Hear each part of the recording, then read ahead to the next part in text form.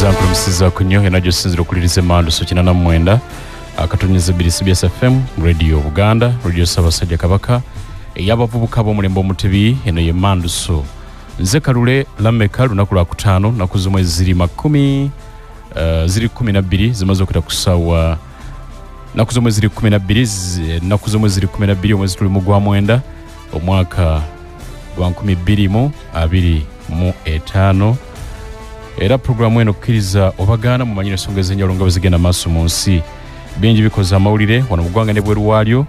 tushali montekateka za kuandisa bavuganya mu government ezebitundu abamagombola town councils bebali mu kusunsulwa mwaka kyokano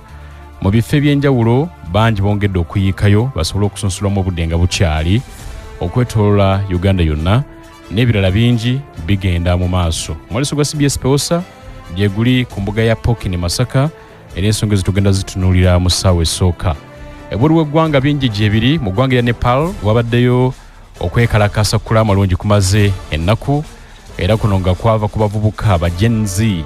abavubuka abo nga bagamba si bamativu n'engeri ensi yaabwe gye badde etambuzibwamu obuli bw'enguzi bususse n'ebiringa ebyo okwekalakasa okwo kumaze akaseera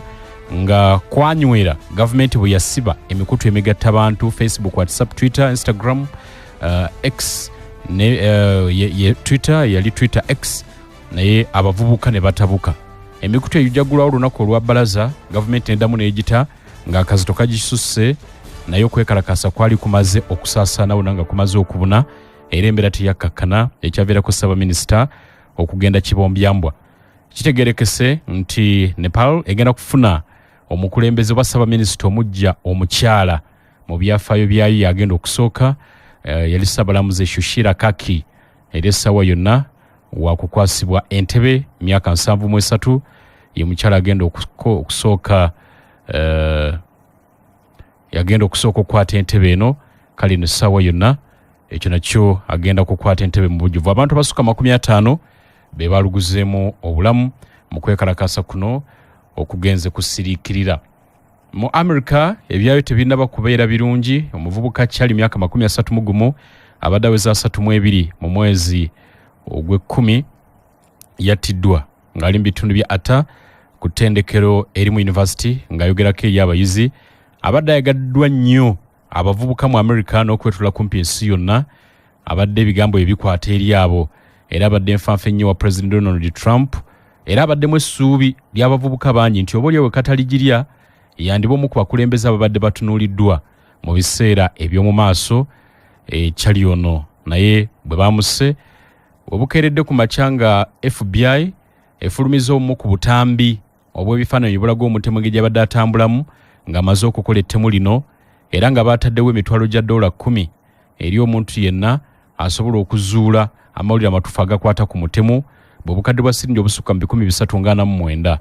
naye wetutuukidde ku muzindaalo obudde buno ng'amannya g'omutemu FBI emaze okugafulumya era ng'eteera Robinson myaka 22 eyakutte omugemerawala niyeekweka ku kizimbe ekimu n'akuba mwana mulenzi ono amasasi yamukubye essasi ku bulago era bw'atyo teyalutonze kale n'embeera bw'etyo bw'eri omuyigo gutambula embeera bw'etyo bw'eyimiridde n'ebirala bingi bikoze amawulire wano mu ggwanga n'ebweru waalyo naye tugenda kusinga kwesigama ku mwoleso ogwa CBS Peosa gwatandika ku Lwokusatu Ssabbiiti eno ku mbuga ya Pokino mu Buddu gwa bya bulimi n'obulunzi era omusasi waffe Sendegeya Muhammad Byayi gyali nnyo Wasajja Mahadi Kabiji gyali nnyo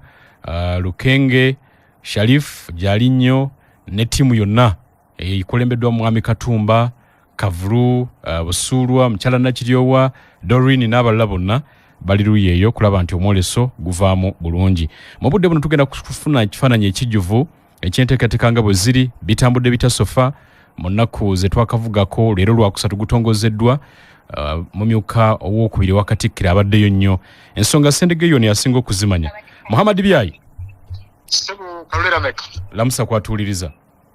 ampuliriza komando y'abavubuka b'omulembe omutebi takulimbira meka Kalule tuli butereevu ku mbuga y'essaza Buddu omwoleso gwa CBS lunaku lwakusatu lwaleero naye gutongozeddwa mu butongole akati gwa bya bulimi obulunzi obuvubi ne tekinologiya ndoza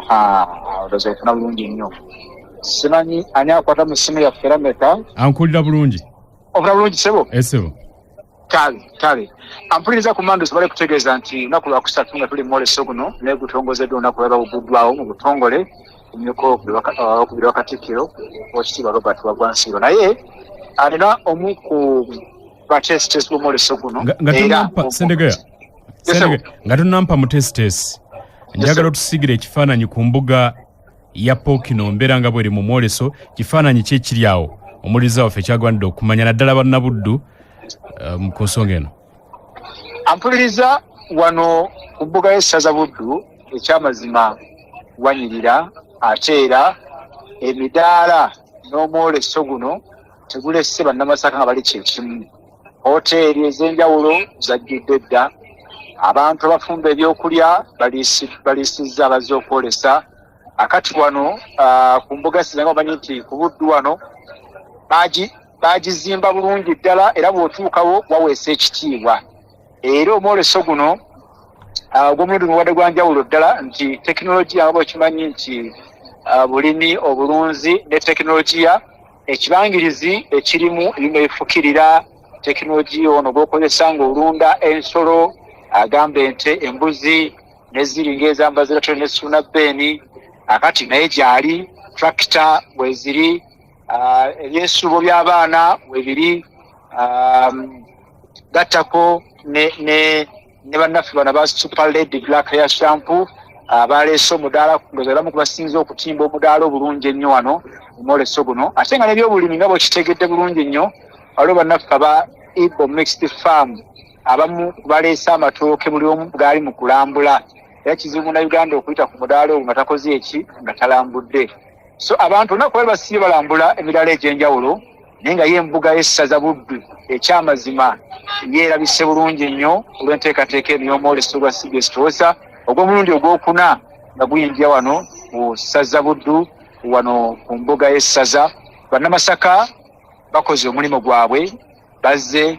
ate era baguze ate era balambula. Ekyokubiri bayiga ate badde bayigiza bannaabwe ku kigambo kino eky'okuyima n'okukola obulungi. Lunaku olwaleero baddeyo tabamiruka w'emmwanyi akati abalimi b'emmwanyi abazitunda abazisunsula badde bayigiriza bannayuganda n'abantu ba Ssaabasajja Kabaka ku ngeri y'okuwanika emmwanyi okuzirima okuzikungula okuziteekateeka endokwa entuufu evaawa n'akatale kaazo kali luddawa. So kyekimu ku kiri wano ku mbuga y'essaza Buddu waakayakana amatala gatandise dde okwanga bwekimanyi ti ssaawa kati ziri emu n'eddakiika 17. Ffe tuli eno sina mutawaana era Masaka yinza okutegeeza nti awuuma kubanga abantu bangi abazze olw'omwoleso guno ogatta district kumpi nga 10 eziri mu kitundu kino ekya Gweta Masaka. Naye nga nvuddeyo eyo mukyala Evelyn Nakiryowa y'omu ku batesitesi b'omwoleso guno era omwogezi. Enteekateeka nnyingi zibalina buli lunaku waliwo ekyenjawulo ekibeerawo ate abiinako obukugu era amanyi puroguramu nga bweyimiridde akasaka atusigire ekifaananyi kidakiika nga 2 zokka atuwe negenda okubeera olunaku olw'enkya ku Sande Mande tuberekereza abantu b'e Buddu omwoleso okukomekerera ennaku z'omwezi 15. Lameka munabudde ow'ekiseera munabudde ow'ekiseera ogaa otya munabudde ow'ekiseera nyinza okufuukira ddala munabudde owaddala tomanya abatuwuliriza mwenna abawuliriza emmanduso Nakiryowa Evelyn ge mannya gange nsanyuse nnyo akawungeezi kano okuddamu nate okubawuliza. Omwoleso gwatandika ku Lwokusatu olwa Ssabbiiti eno. So ffe ennaku esatu ezisoose zitambudde zitya? Ennaku esatu ezisoose abantu b'e Buddu batukoze bulungi. Ekyamazima twebaza abantu ba Ssaabasajja Kabaka kubanga okuva omwoleso lwe gwatandika n'okutuusa kaakano ekifaananyi kirungi nnyo buli lukedde beeyongera. Abantu bajjumbidde nnyo okugula ebintu bawagidde nnyo bannayuganda bannaabwe so nga ate era bettanidde nnyo n'okulaba nga bafuna amagezi ag'ekikugu. Olunaku lwajjo twatandise emisomo gyaffe era abantu bajjumbidde baavuddewo tebasigadde kyekimu. Olunaku lwa leero tubadde ne tabamiruka w'emmwanyi. Abantu Lameka ekifaananyi ekibadde wano kyongedde okulagira ddala nti ekirime ky'emmwanyi ekyamazima abakirwanyisa bamala budde. Kubanga abantu ba Ssaabasajja Kabaka bakyayagala nnyo okulaba nga beeyongeramu amaanyi n'obusungu okulaba nga ate balima emmwanyi n'okusinga bwe baali bazirimye. Kubanga abantu babadde bayitirivu nnyo ate era nga bonna olaba nti beetegefu amagezi ge bajje wano okuddayo okulaba nga bagateeka mu nkola. Twebaza abantu ba Ssaabasajja Kabaka bonna be tubadde nabo mu musomo gwa leero, era twongera okwebaza n'abakugu ababaddewo ababasomesezza. Evelyn, wangi mu nnaku ezibulayo olw'enkya n'olwa Sande, lwaki Munnabuddu yandisubiddwa kujja mu mwoleso? Okusookera ddala olunaku lw'enkya tugenda kutandika ne bannaffe aba CBS Pewosa zonna ezikola ebbendobendo ly'e Buddu nga basinziira mu masaza. Tugenda kuba nabo wano nga bali mu mizannyo egy'empaka. Bagenda kuba bawakanya okusinziira ku levo y'amasaza. Era tusuze tweteeseteese bulungi nnyo, ssaawa zino agenda okuwera 2 ng'emizannyo tutandise okugijjako akawuuwo. Omuntu atagenda kulabika mu mwoleso ajja kuba asubwa kinene nnyo. Tusuubira essaawa 6 okuba nga abapewosa tubamaliriza, ate tugende mu kibbiitu ekyennyimba ez'abannaffe ab'ebisomesa byonna eby'Abakatuliki ebiri mu bbendobendo lino erya Buddu. So ebisomesa ebyo bingi nnyo, tusuubira nti by ssaawa nga 10 tujja kuba tumaliriza ate tugende mu kugaba ebirabo. So nkowoola omuntu wa Ssaabasajja Kabaka yenna atannaba kulabikako mwoleso, tibyosubwa bingi, ebintu bingi nnyo ebiri mu mwoleso omuntu byatasaanye kusubwa. Bw'owulira akaseera kano endongo yatandise dda okugunda, era tugenda kuba ate ku buuyi buli obw'ebyensanyusa nga Ssaabasajja Kabaka we yatuteerawo minisitule y'okwewummuzaamu. Kati tugenda ku sayidi eri ate ey'okwewummuzaamu okulaba ng'era abantu ba Ssaabasajja Kabaka ate era n'eyo nayo bawummula. Olunaku lwa Sande tugenda kubeera n'emmisa.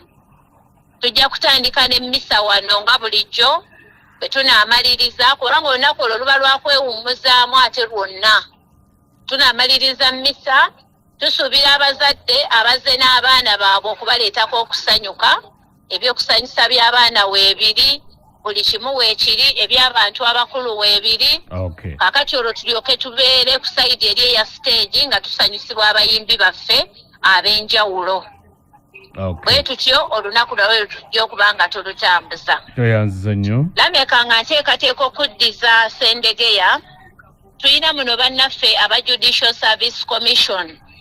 Abantu babajjumbidde nnyo, tukizudde ng'abantu bangi nnyo abali eno ababonaabona, abeetaaga balooya ab'obwereere. So nnyongera okukoowoola abatannaba kujja, tweyambise omukisa guno tusobole okulaba nga ffenna tuvaawo nga tuyambiddwa. Tulinamu embaata ezikolanga security awaka,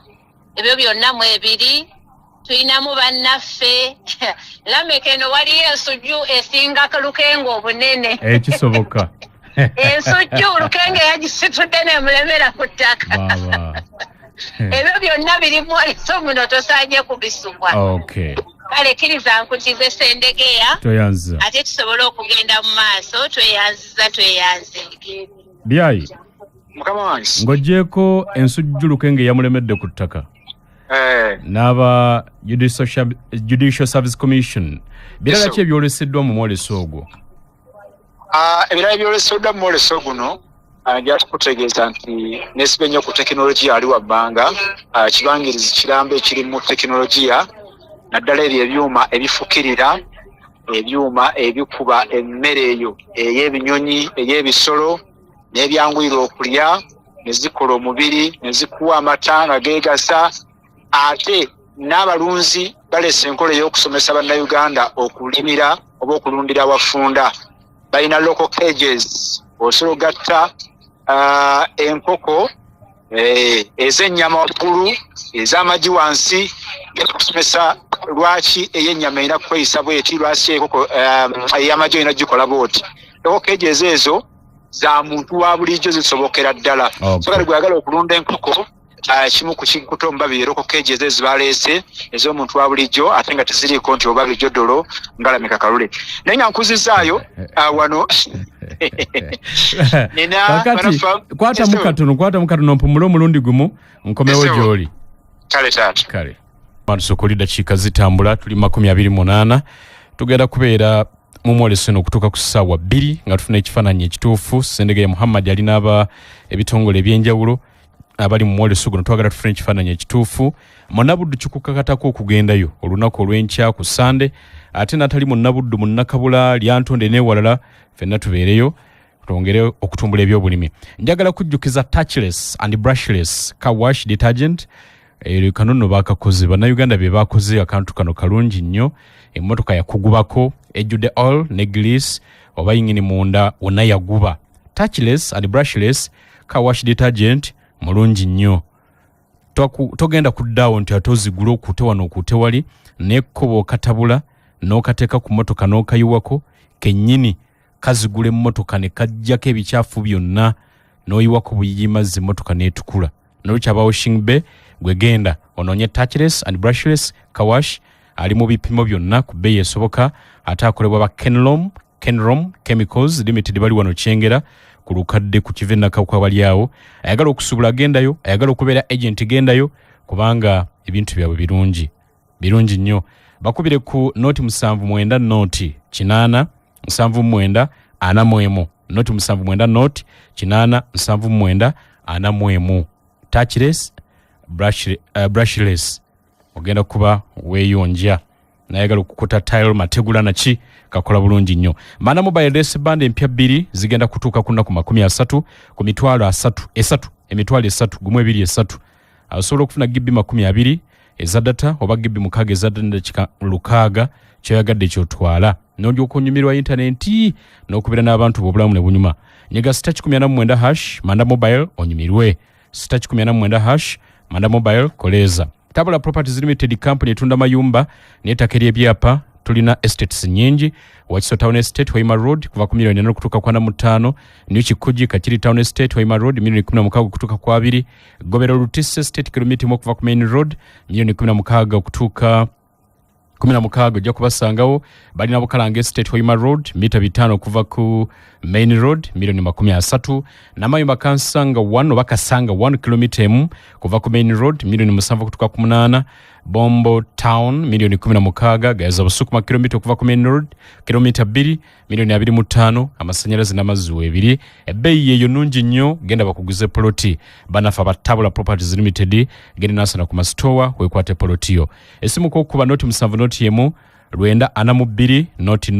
ne 3 oba noti 7 noti yemu noti 5 nya mukaga nyanya Brevard Sands Road bali kalangala ku kizinga HSS genda yo bali n'ekifo kirungi olina mbaga olina mukulu ki graduation oyagala kolera ko mukulu ngo okolera ku mazzi bali na MV Brevard speedboat muba ku mazzi nga museyeya enonga mukubanguliko obulamu ne bunyuma gendo kyuse ku bulamu gendo sulekeyo ekifo kyabo kikonere ddala ku mazzi ag'ennyanja na lubaale n'olwekyo walungi nnyo emmere bagifumba buli kimu kirungi ku Brevard esimu eri noti 771 Lukaga 11 lunana nkaga munya oba noti 7 noti 8 bisatu asatu munya Lukaga 5 nekujukiza ne Kyadondo CBS Posa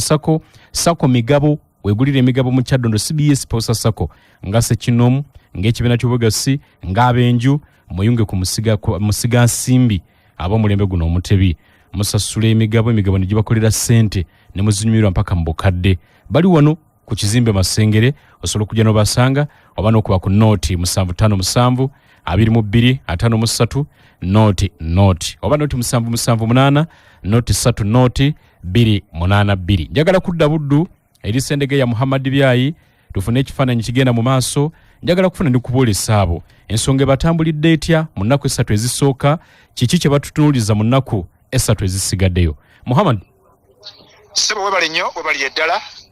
genzo noyogera kali ka brushless akoze motoka webali wano moleso webali okagula bakuoleza bwerere touchless and brushless touchless yes okay kale ampuliriza abolesi bangi betulina naye abamu ku bavujjiriza omwoleso guno banafa Bank of Uganda era nina omukyala Bank of Uganda wano bwe twogera ku Bank of Uganda kifaananyi kinene ddala eyo banka ya Uganda oginamu omugabo weetaaga okumanya ebigikwatako weetaaga okumanya lwaki ojja ku mudaala obaako byolina okutegeera. Maama nsanyusa okulaba abantu bawe erinnya lyo oli ku Manduso. Webale nnyo ssebo balamusiza mwenna abatubuuliza. Amanya nze omukyala Nakawuka Prosi nga nva mu kitongole kya Bank of Uganda. Okola nga ndi mu Bank of Uganda? Mu Bank of Uganda ndi mu department ya development abayamba abantu okukulaakulana tugiyita administrative funds department. Mudakiika bbiri njagala ombuulire omuntu bw'ajja ku mudaala kati gwa Bank of Uganda omusomesa ki? Ekitulese mwolese ogwa PEOSA e Masaka Bank of Uganda twagala tubabuulire kaweefube wa gavumenti okuyamba abalimi n'abalunzi okwekulaakulanya nti gavumenti yabateerawo kalooni akali akamagoba amasaamusaamu obutundu 12 ku buli 100 tusobole okwewola nti oba otutta akakadde kamu buli mwezi onkomezaawo omutwalo gumu ke katundu kamu ku buli 100 buli mwezi bati mu mwaka oba okomyawo emitwalo 12 gye butundu 12 ku buli 100 buli mwaka. Ezo sente alanyambako okuzifunamu kitamidde ekyokuzifuna.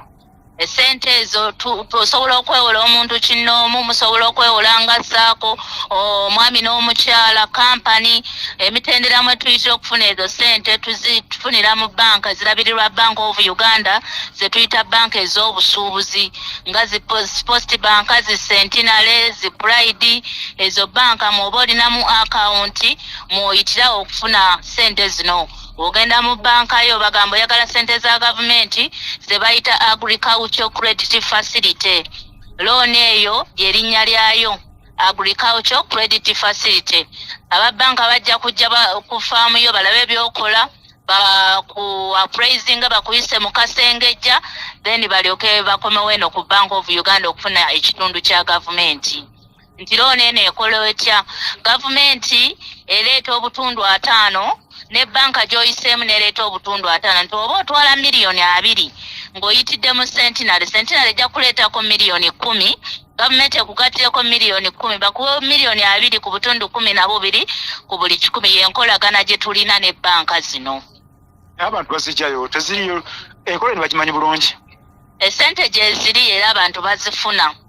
Ekituleeta mmeoleso zino okubuulira bannayuganda basobole okumanya nga bwe bagamba nti oba olina okumanya oba olina amaanyi nti tubaleeta tubagambe esente gye ziri era abantu bazifuna nammwe mujje abavubuka mujje mufune sente mwekuŋŋaanye mussaako mujje mwewole tusobole okukola ki okulima tuwa omulimi yenna n'omulunzi kasita ekintu nga kiriibwa banima mwanyi banima kasooli mwenna mujje mufune sente ekintu kyetutawa sente be balima emiti abeewola okusasula looni ewalala n'abeewola okusuubula nga si basuubuzi okujjako abasuubuzi abasuubula empeke zezi grains. Tulagirire omudaala gwaffe oguli ogwa Bank of Uganda n'abaagala okumanya ebisingawo bw'olina namba y'essimu ogituwe. Omudaala guli ku Main Street wano wojja mu Powesa toll free number buli ku Main Street wano ojja mu Powesa w'oyingira bw'oti ku gate ku mukono gwo ogwa kono w'otunula awo tuli mu orange ne brown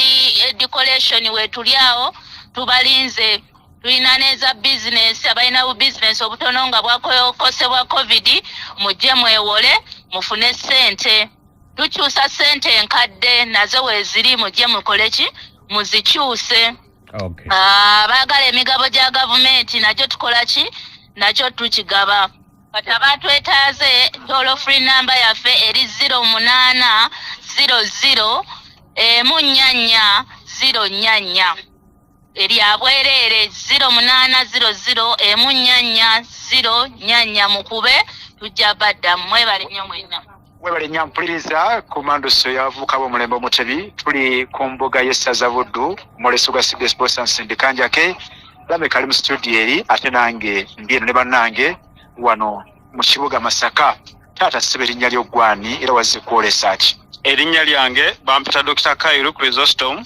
nga nazze kwolesa enkoko n'emmere y'enkoko. Enkoko ki ziwaleeseza amagi za nnyama? Enkoko tulina enkoko ye buli kika. Kati ng'enkoko ekuleeteddwa kampuni gye bayita VitaChick. VitaChick ekuwa obukoko obuto, tulina obukoko obw'ennyama, obukoko obw'amagi ne Vitabro. Vitabro yeno enkoko enongoosa eyagala okufaanana ng'eyaffe eya bulijjo eriroko. Lwaki omuntu yandirunze enkoko? Omuntu ekyayimuluza enkoko kati ng'enkoko ya broiler, omuntu mu nkoko ya broiler agirunda mu nnaku 26 ng'alisiza emmere ya CVS Feeds. Mu nnaku 26 aba asobola okukola ki? Okutunda enkoko ng'ekola kiremu n'ekitundu n'okweyongerayo. So kitegeeza ki? Nti ng'omwezi tegunaggwako sente zo oba ozifuna, oba ofuna amagoba g'enkoko. Then tubeera n'enkoko ez'amagi ezibikira ddala emyaka 2. Mu myaka 2 miramba ng'enkoko ye ebiika ng'ekuwa amagi go ng'ofuna sente zo. Kyaliawulo ki ekiri oli nga basanze mwoleso? Ekyenjawulo kyagenda ofuna nti era twaze n'enkoko yennyini gyenjogerako ey'ennaku 26 ng'olaba ng'osoogitunda, so osoogirabirako awo. Then ekyenjawulo ekirala tulina abakugu ku mudaala gwaffe mu section y'ab'enkoko. Tulinayo abakugu abasobola okusomesa bulungi engeri gy'olundamu enkoko eyo bulungi okufuna ky'oyagala. Then ekirala kye tubatuusizaako tulina emmere ey'omutindo. Emmere ey'omutindo bagiyita CVS Premium Feed. Emmere ya CVS ekuza enkoko yo eya broiler mu nnaku 26 ng'oli ku katale ng'ogitunda bulungi ng'enkoko ezitewera ddala okumala obutuntundu kiro emu n'obutuntundu bumeka 6. So enkoko ebetusa okuliibwa. Oli ku mudaala ki lagiri abantu bakusanga balina namba y'essimu? Omudaala gwe tuliko tuli mu section y'ab'enkoko n'aba cages. So ogenda mu section y'ab'enkoko n'aba cages ogenda kulaba etenti eriko CVS Feeds ne VitaChick. Abasobola tufuna e Masaka tulinayo edduuka. E Masaka tulinayo edduuka ku street ya Club Mabias nga agenda Enyendo. Awo kumpi ne Bijinzi tulinawo edduuka basobola tutukira ku dduuka. Abalonzi b'e Masaka bonna basobola tufunayo ku dduuka. Then nekira abatasobola kutuuka basobola okuntukira ku namba y'essimu eri 0758 226 772. Kiddemu 0758 226 772. Okay. Ampuliriza kumando syavuka Bulembo Mutebi kutegeeza nti omuzadde ku Sunday kigenda kuba kijjobi family day out leeta omwana batesitessedda first painting kigenda kuba ebimotoka by'abaana babiri ekyesulo gye kiri sakasi jangu omwana wo osanyukemoko naye ekibangezi kigazi nnyo n'oba olina emmotoka w'okupaakinga weewali. Nkyalina aboolesi abamu ku abazze mu olesi gwa CBS Power Nsindikanja abagumanyiimu omugaso ddala era maze okugattibwako ate omwami ono gy'atweyanjulire atule kyazze okwolesa. Ssebo taata erinnya ly'oggwani? Amanya gange nze Charles Mwanga nkola ne company bagita Level Bit International. Ekigambo ekyo kigwa nti Revolution of Biotechnology. Trace technology omupya mu kujanjaba abantu nga bulijjo bwe nabagamba luli ku radio era mu mwoleso mwe tuli. Technology ono gwe bayita owa stem cell therapy. It is new. Stem cells zino bazikoze nga basinzira ku basirikale baffe ab'omubiri nti bwe tuba tukyali bato nga tulina emyaka 2 tetulwala naye bwe tugenda tuweza emyaka 5 tutandika okulwala kubanga cellular system yaffe eba efuuse afuwe nti eba tekyawera olw'ebintu bye tulya eneyisa gye tweyisaamu okuva mu 5 okudda waggulu tutandikira ddala okulwala kubanga omubiri almost gubeera teguliemu basirikale. Kati ffe tulese cells ze batuumye mira cells okuva e Malaysia. Cells zino bazikoze mu birime abazikoze mu tulinamu bagita Swiss apple, tulinamu ekitafeeri, tulinamu ebintu bingi biri 13 bakozesa technology owa regenerative science ne bajjamu cells ne baziteeka mu powder ono omuteeka wansi w'olulimi n'omala n'onywa amazzi agenda okudduka ye anonye wawe olina ekizibu aterezeewo. Era endwadde zonna ze muyita ez'olukonvuba zonna zitandise okuba nga zitereera. Abantu batereera cancer, pressure, buli kalwadde konna komanyi katereera ze bayita endwadde ez'akakulu asomba zonna stem cells zizitereeza. Era tulabyeko ku bujulizi bungi nnyo. Guno omulundi ndiwo wano omulundi gwakuna mu myaka 4 ekitegeeza tunatera okumaliriza emyaka 5 katale era abantu tubakoledde ddala bulungi abantu batereerera ddala. Naawe jangu tuli ku mudaala guli kumpi ne wali machine zino ezifuuyira emabega kumpi omwoleso wegusemba ojja tusanga tenti yaffe weeryawo eriko kale ya red ne white level bit international oba oyinza okunoonyeza ku ssimu otuuka ku mwoleso n'onkubira ku ssimu eri 07772 96 575 oba 075 939 953 075 939 namwe abasajja ennaku zino tulina ekizibu kya prostate ekyamaanyi mujje tubayambe muterere mweyagalire mu nsi eno. Webale nnyo ampuliriza era nkujjukisa nti olunaku olw'enkya tugenda kuba ne bannaffe bannapewosa tugitumye pewosa de bannapewosa okuva mu Greater Masaka bagenda kujja wano abanekanekane mu yunifoomu zaabwe manyi balimanyi mu yunifoomu bannapewosa ne bassaako tuli bumu mawogola tuli bumu singo mwena mugenda kubeera olunaku olw'enkya wano nga olesa balaga bagasseeko muti n'okunyumiriza mupewosa bukyanga etandikibwawo balina ebagifunye embingi so ndowooza tugenda kumulamulamu katuwumulemu katono tumale tukomewo mulundi gumu. Ampuliriza oli ku Manduso dakiika ziri 44 zigenda 45 ezimaze okweta ku budde buno. Njagala kujjukiza Forest Resort Treza kino kifo kirungi nnyo. Genda olunaku nga luno olwokutaano balinawo live band kuba live band n'owulira omuziki lukoba ku lukoba ate nga bawo n'omuyimbi ow'enjawulo. Ebisulo birungi ekifo kigaze eri gwalina omukolo gw'engeri yonna bali awo lweza wojja okubasanga ngodde kajjansi n'olwekyo genda onyumirweko nabo osuleyo oyagala tegeka mukolo gwa ngeri ki genda byonna babikwasaganya. Essimu eri noti 7 8 5 21 995 oba noti 778 333 486 ojja kumanya ebisingawo mukwatagane bulungi nnyo. Njagala kujjukiza nti gula ebika bya Rigo Paints eby'omutindo ogwa waggulu owangula ssente ku ssimu yo ezabuliwo. Gula Rough and Tough Silk Vinyl Weather Shield gule ne Pomigard lita 20 owangula emitwalo 11 owangula emitwalo 11 ng'oguzeeyo oba gule lita 4 owangula siringi bagambye 1,000. Takula butakuzika kaadi akali munda ku kikebe ekyalangi ya Rigo Paints owereze koodi ku namba gy'ofunye ku namba 6585 kwogenda okuteeka koodi ng'olwomaze okuwangula. Siga langi bulungi wangula kinene kuba ku noti 7 noti ne 3 mwenda mukaga emu noti 7 noti ne 3 mwenda mukaga emu ojja kumanya ebisingawo ate nga bwewangula. Ekiseera ekyoku bankinga mu ngeri enjawulo kituuse. Salam Bank ye banka esookedde ddala okuweebwa license ey'enkola ya Islamic banking mu Uganda. Baggulawo akawunti ez'enjawulo wamu n'okuwola mu nkola egoberera sharia y'obusiraamu ate nga tebakola ku basiraamu bokka. Bakyalireko ku matabi gaabwe ag'enjawulo okwetola eggwanga oba bakubire ku noti 3 2 3 noti 3 2 3 oba noti 7 noti 3 8 emirundi 4 6 eya WhatsApp noti 7 noti 3 8 emirundi 4 6 okumanya ebisingawo kwatagana nabo wewala abafere. Salam Bank tesaba sente n'akamu kugulirawo akawunti ku byonna ebyabwe tesaba sente. Salam Bank akulenkulaakulana gy'oba weekwata obulamu bwo butereere. Ampuliriza Manduso Koli dakiika ziri 49 ezimaze okwita ku ssaawa M eyakawungezeko olunaku olwaleero. Tukyali mu mwoleso e Masaka ogwa CBS Pewosa tuli butereevu. Leero essaawa eno esooka gye tugikoledde ate endala tugenda kubeera wano ne bannaffe ab'ebyamateeka nga tunuulira ensonga ez'enjawulo. Muhammad Byayi Sendegeya nkyali naye. Muhammad sebo ekibayita CBS weewaawo ekolera e Kampala ekolera ne Masaka tusimbula katuwo kakomeza edakika tusigaza 10.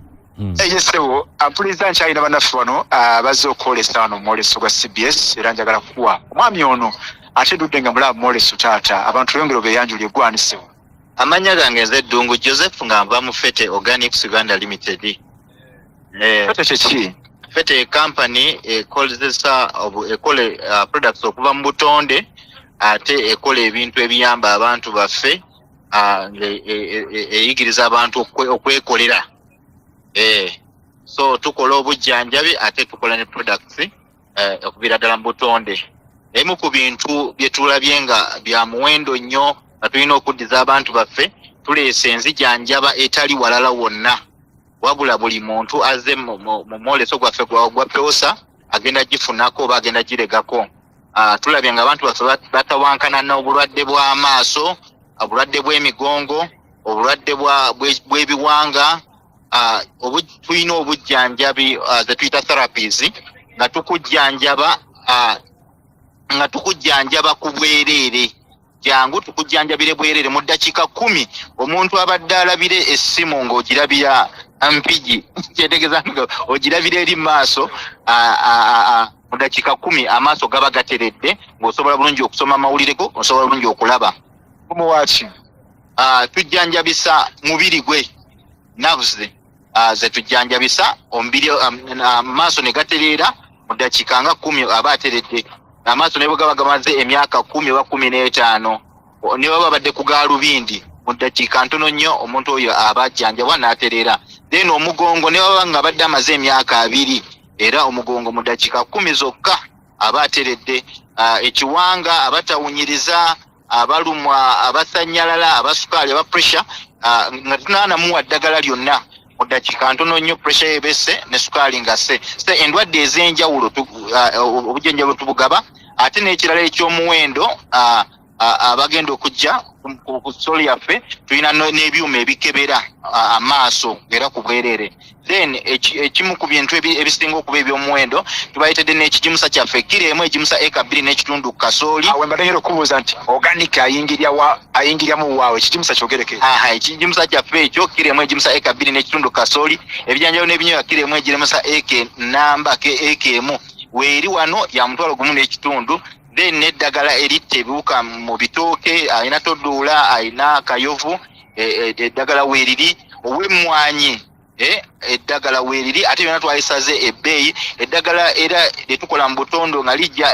nga lijjanjaba enkoko, gombolo, coccidiosis, infection bronchitis, infection coryza, eddagala eryo weeriri. Lagiri omuntu omudaala gwammwe guli ne namba y'essimu. Omudaala gwaffe bw'obanga wakayingira bw'oti mu mwoleso gwaffe ku mukono ogwa kkono main street eyo oyingirira ng'oyingira ekisaawe yita ku muyembe, ku muti gw'omuyembe tuliraanye awo awali aba Steel and Tube, awo kasitula ekibande ky'akagubi ne products zonna ez'akagubi weeziri. Ennamba y'essimu eri 0706 091 0706 091 091 oba osobola okuba ku 0782 509097. Obalyoka nsembeeyo ono mukama wange Kim ono omu ku basajja abakugu ddala ku nsonga y'ekirime kyaffe eky'emmwanyi ye kibayita value addition. Agimanyi bulungi nnyo, emmwanyi agigasseeko omutindo. Ssebu weyanjuli abawuliriza. Abawuliriza bakina mwenda katonyeze 2 amanya nze Muyinda Hakim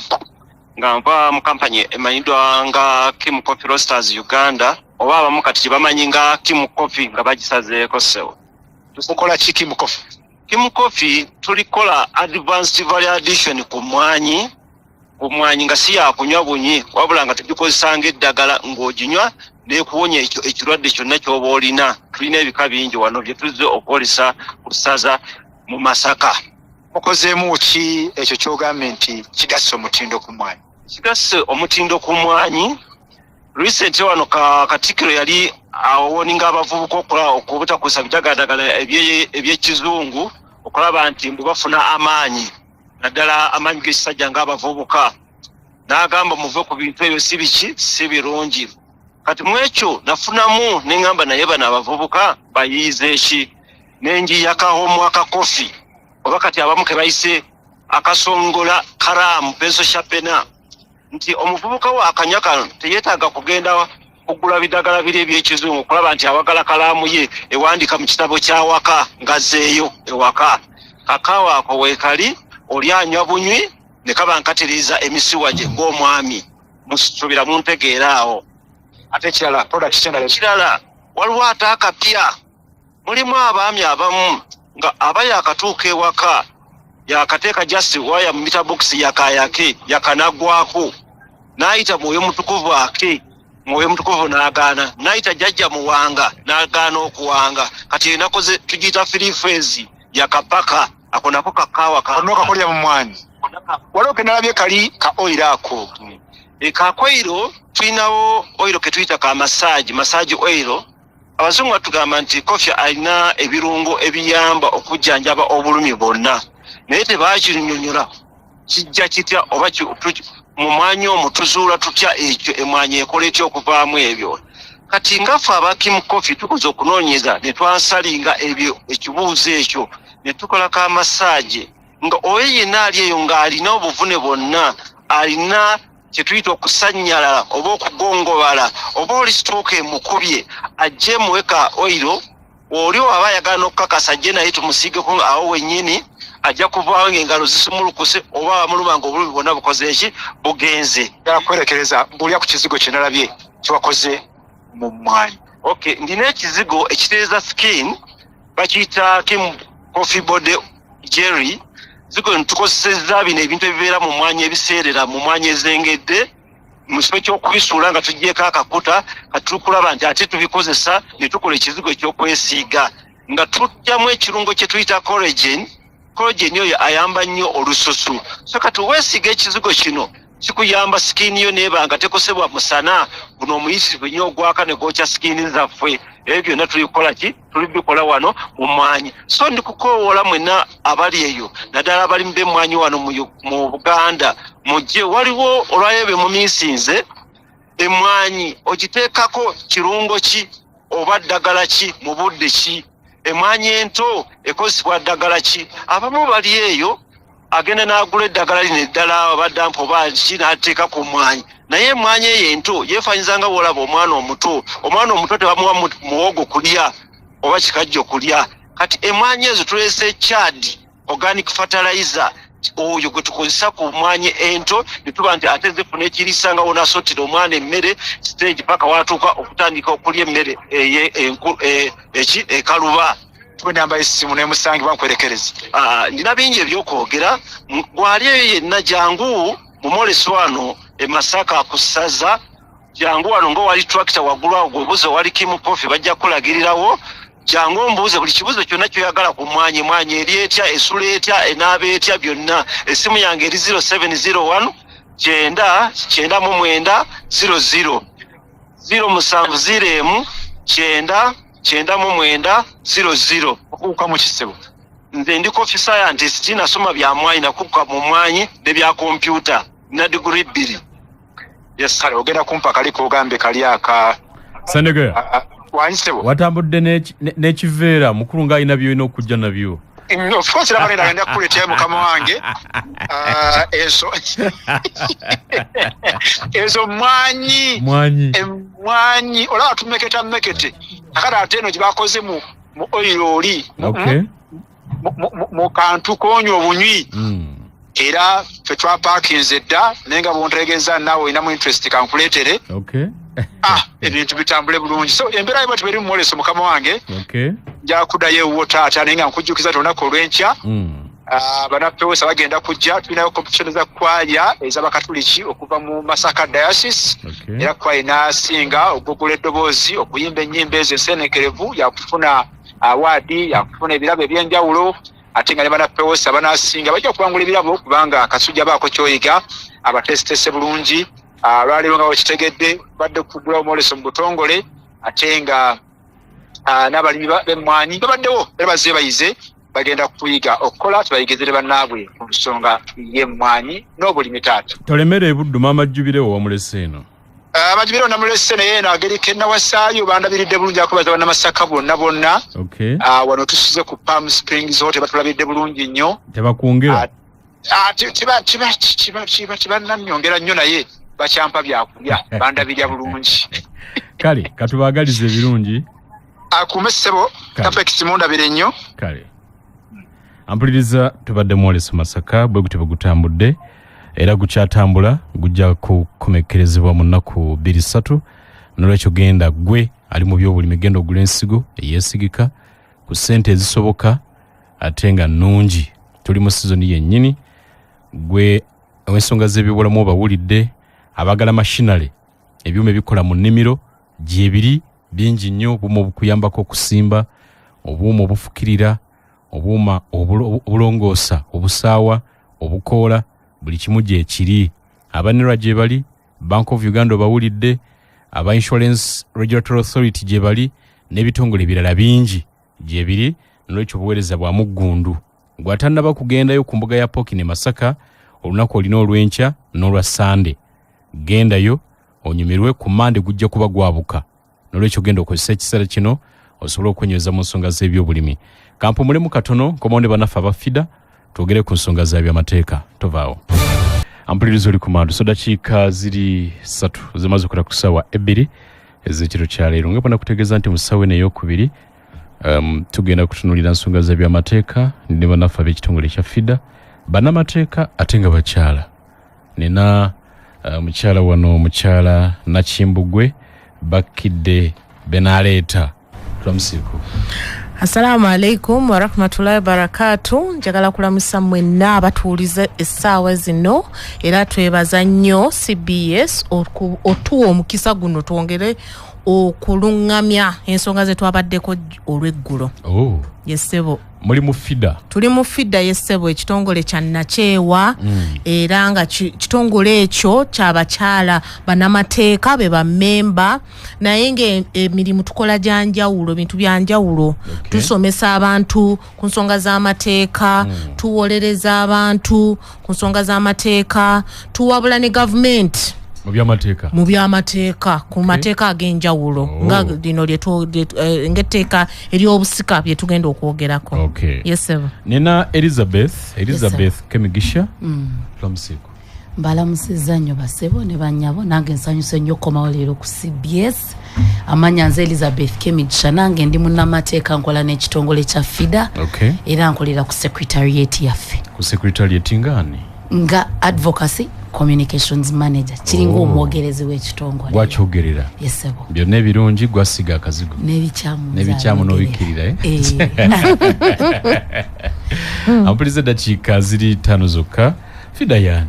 FIDA kitongole kya Nakyewa nga kyawaza emyaka 5 mwaka oguwedde.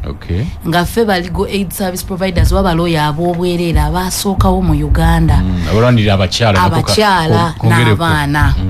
Ng'ekitongole kyaffe kyasimbuka nga bw'olaba bayinginia balina association yaabwe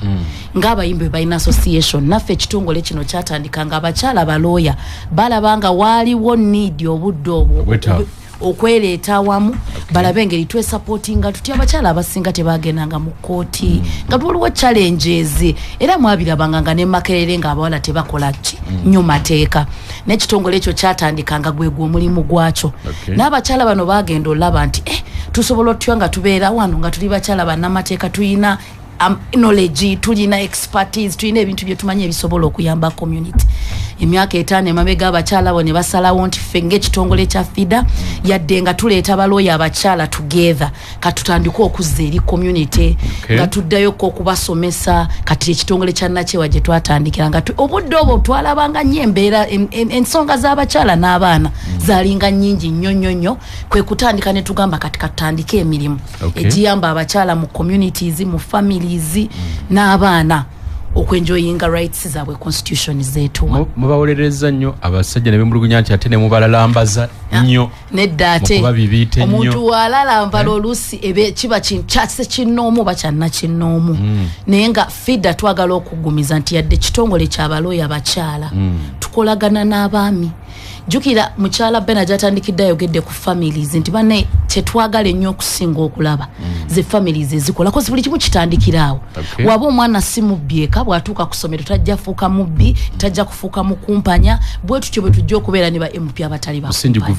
gufa waka kati twagala nnyo families ezikola era essaawa eno teri musajja asobola kuba nambulira nti yali azzeeko ku FIDA n'agobwayo waba waali akuba essimu n'ensonga z'abasajja muzikolako. Yesebo kasita ziba nga zikwatagana ne family n'abaana n'omukyala oba abakyala omwami obayina babachale bebewera kona kungende mu fida era oluusi abamu batuuka bamu batuuse n'otugamba ebiro bino nti mwekubirira nnyo saidi y'abaami babaliisa kasente abakyala olutuuka mu kkooti olusinga omugambe munne omusango ogutunudde bwe tukiyinza obutawangula abakyala ennaku zino nabo banyiiga nagamba bafida bagirisizzayo akasente abaami batandise okuliisa fidde sente ng'ate si kyekituufu naate ng'abaami nabo balowooza nti tuli ku bakyala naye nga ffe kye twagala okusinga bwe bwenkanya era tukubiriza nnyo n'abantu nti okusinga bawulirize nga shonga zino batukubirenga ku namba zaffe ez'obwerere okwebuuzaako singa byonoonese wano nga tebinayonooneka nga tebinagamba nti katubiveeko era tweyongera nnyo okukola kino ekintu era ne Saturday enkya kyetugenda okukola ku AGM yaffe oba annual general meeting tukizizzaayo mu kwatamu wennyini zijje tusimbulira ampuliriza Emmanuel Sokoli dakiika ziri 10 zokka zimaze okuta ku ssaawa 2 ez'ekiro kyalo tunaba fida Uganda balwanirizi baddembe batugenda nti siri abakyala bokka niye n'abaami abalina okusomoozebwa n'ensonga zigendayo oba tetugamba nti ne mu AGM ne mu AGM kuba tulabye nnyo nti twetaagira ddala okuddayo ddala mu community ng'ekintu tekinnabaawo ng'omwana tannasobwako ng'omwana tonnamunaaza nga tannamutwala ku poliisi kufiiringa foomu eyo abantu bamanye ebintu bino era tugenda kubeera Kazo primary school enkya nga tugenda sibeyo ne balooya ne bapartners baffe abalala nga twayisizaamu ebirango buli omu ajje n'ekizibu baami bakyala baana nti ettaka ewaffe mu kyalo tumaze emyaka tugoba buli lupapula lw'olina ku ttaka enkya jangu ekaze okutandika ssaawa 3 paka ssaawa 11 balooya babwereere bakyala baami baana bakyala bali mu business bali mu katale bino nasikira naate simanyi bwe tutandika banne mujje kuba kati tuzeeyo tulabye nti waliwo need ennene okuddeyo tusomesa abantu ng'obuzibu tebunnabeera ampuliriza oli ku Mandus Nakimbugwe nakimenye nti ebintu bikyuse nnyo mu bufumbo eyo abakyala bafuuse nnyo ensolo ebiro bino abaami bayita mu kutulugunyizibwa okungi kituufu olw'okuba banaye munansonyi okuseka naye ng'amazima gali nti olw'okuba nti ffenna kye tulina okumanya ffenna tukuzibwa tuva mu maka ga njawulo tulina ebiruubiriro ebyenjawulo omukyala anyinza okuba njagala kukola naye ate nga gwe omwami toyagala nkole okiraba awo obutakkaanya newe butandikira awo nze njagala nkole enfuna y'akasente kange oluusi kiva mu buyizi bwaffe nti oyinza okusanga nze nina diguri omwami alina ki katugamba nga yakoma mu primary naye nga tuli mu maka genkamu banamunansonyiwa naye ng'era ng'olaba amagezi go ganjawulo ali ku level njawulo naye olw'okuba balemeddwa okukwatagana naye amazima gali nti tulina kwemanya weakness zange nze obunafu bwange butandikirawa obuvunaanyizibwa bwange mu maka buno butandikirwa era bukomawa ebyo byonna tulina obiteesaako olw'ensonga olaba ti eddiini ez'enjawulo zirinawo ka kansolingi eyo etuyambe tusobole okwetegeera nti kakati tufuuse mwami na mukyala buvunaanyizibwa bwaffe butandika wa era bukoma eddembe lyange litandikira wa era likoma wa kuba ffenna tulina eddembe so bwe buzibu obwo nti lwakuba nti tetubimanyi lw'ensonga fide egamba mujje Kazo tujja kubaayo n'emisomo waliwo okulaba looya naye tujja kuba nitusomesa awo mu lwatu oyinza okuba tulina kizibu naye nga olina kyoyagala okutegeera tujja kusomesa amateeka nga we galambula naye nga waliwo n'okutegeera ensi nga bwetambula ensi etuuse ennaku zino abakyala nabo bakalekawo ez'akameeza olw'embeera oyinza okuba nga nze nfuna nnyingi okusinga omwami naye jjukira nti amaka galina okutambula galina okugenda mu maaso so nze ekisooka kubanga obuzibu obusinga buva mu tetwemanyi tegera leeniyo gy'otambulira yono omukyala gwe wafuna kakati gezaako olabe omuyige nti kakati tutambulire mulayi woolaba nga agezaako okuwaba mukomyewo ogendeko ne mbasenga Walalambala. genda kumba bakojjaba okulalambala naye nga byebyo tetugezaako okukubiriza abantu titulina okusooka okwetegera ng'abantu. Okay. Yes, sir. Elizabeth, Yes, sir. lwaki munywezezza nnyo ensonga ya byobusika buli omera ebyobusika mutabuse eki banange tetutabuse naye ate abantu batabuse ennaku zino ogenda mu bagita vigil ekiro ekyo nga temuli mu maziga ng'abantu bakweka masuuti bidomola dayiningi nga batandise dde okweyuza kuliko gye twali mu kuziika omukyala yannyumira yali mukyala muto ng'ebyapa biri waka omukulu bwe yafa n'agenda n'abijja gye byali mu ziwadrop najja nabikweka wansi wa kapeti mulyango wennyini kati abooluganda bwe batuka baayitawo bagenda mu bisenge banoonya byapa naye nga babiyitako wano babirinnyira wansi wa kapeti yabakola akakodyo kubaga amazima ddala abakyala b'omu maka abakyala namba 2 namba 3 bino ayinayo omukyala eka naye bayinayo ne kawundo kakubye eddinisa byonna abiddukanya mulundi gumu omuntu wafe lwaki tukigumiza nnyo tugenza olaba emisango gye tugenda tufuna mu ofiisi zaffe kumpi 2 kati ze tulina across Uganda. Ebintu ebyo bingi nti ddala ng'omuntu afudde talamye bakiyita kiraamu omuntu waafanga talamye ate ddala bakyala n'abaami bonna ffenna tetukola biraamu omuntu omugambako bwe tugamba abantu banne muwandiika ebiraamu banaye abantu bakiraba ng'eyeetegekera okufa naye ng'ate era tukimanyi buli kasita ozaalibwa oba oyina okolaki oba oyina okufa kwetegekera butabaako obuvuyo okutegekera abaana bo toyinza kukola bulamu bwo bwonna n'otuuka okufa ate abaana bo ne babonaabona kuba tewalaama kuba abaana n'obalekera gavumenti naku zino mutugamba abaana ba gavumenti nti projekiti zajja eza gavumenti ezibawo ensimbi okitegeera n'abo abaana babo era responsibility y'abazadde oba ba guardians. So it's because emisango egyo tulabye mingi naye ekyokubiri tugenza olaba nga mazima ebiseera ebisinga naddala abakyala be basinga okunyigirizibwa ng'ate fida wowulira abakyala eyagala ewulire kizibu ki kivudde mu bakyala nabo tebalaama oba kivudde mu baami nabo tebalaama oba oluusi balaama abakyala tebatateekamu n'ateekamu 2 ate ayina abaana buli omu ayina omwana kati kwegamba tukiyingiddemu kuba tulabye ng'obuzibu bungi nnyo ate nga kuba tukolagana nnyo ne kooti ebintu byaffe engeri gye tuli balooya tukolera through court ng'ate kooti tukimanyagala nnyo ebintu bya evidence kasita ogamba kino kyabawo kooti ejja kusaba ki ekiraga nti ekyo kyabaawo leeta obujulizi kati twagala abantu bazuukuke bategekera abaana tuleme kwetema nga tugenda bazzi Lizi walaama nze nalaama iye omuntu yandibadde alamira ku baana bameka tugeze munnange nedda ene age kasita oba nga olina emyaka 18 okudda waggulu omuntu nga tolina mental disability atalina kimusumbuwako ku mutwe omuntu osobola okulaama oba olina boda yemu oba olina omuzigo kogumu oba olina omwana woomu oba olina 2 laama ate ekiraamo kisobola okyuka anytime abaga kansooka enkola ebiwerewere kunnameki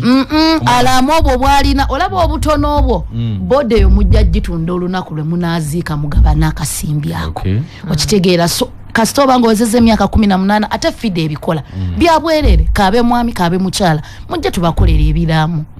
byabwerere ng'ate osobola okyusa ekiraamo paka bwossa ogusembayo buli wofunayo akantu buli wofunayo osobola okgenda n'okyusa buli wofunayo ogenda n'okyusa kasita updatinga ne kubaako ba witness ne kubaako date eyo byonna eggulo nkimanyi mukyala bbe naye abyogeddeko eggulo kasita oba ng'ogoberedde emitendera etteeka lye ligamba ng'ate era fida teweetaaga kweralikira osobola okujja ne tukikukolera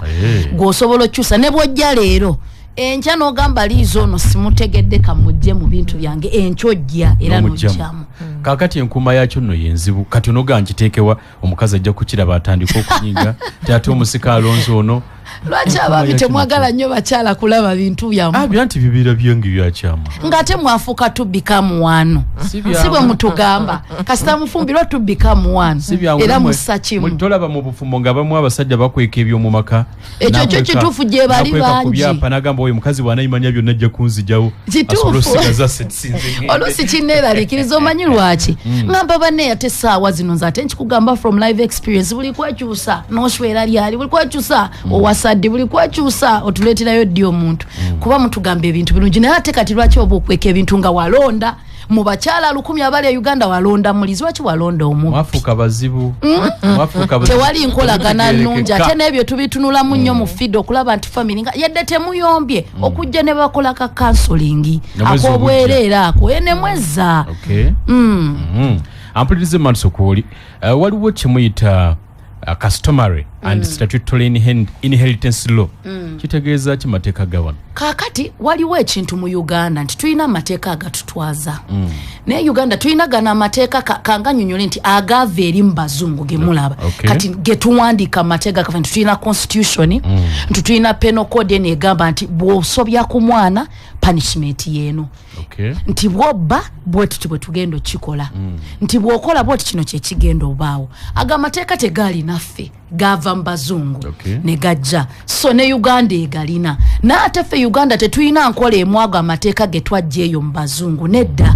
tulina ebyobuwangwa bwaffe wano constitution ekkiriza nti kasita wabaawo ekyobuwangwa cultural norms oba practices nti nze ndi Muganda ewaffe tufukamira bwe tuti ffe waffe kwanjula maama ayambala bwati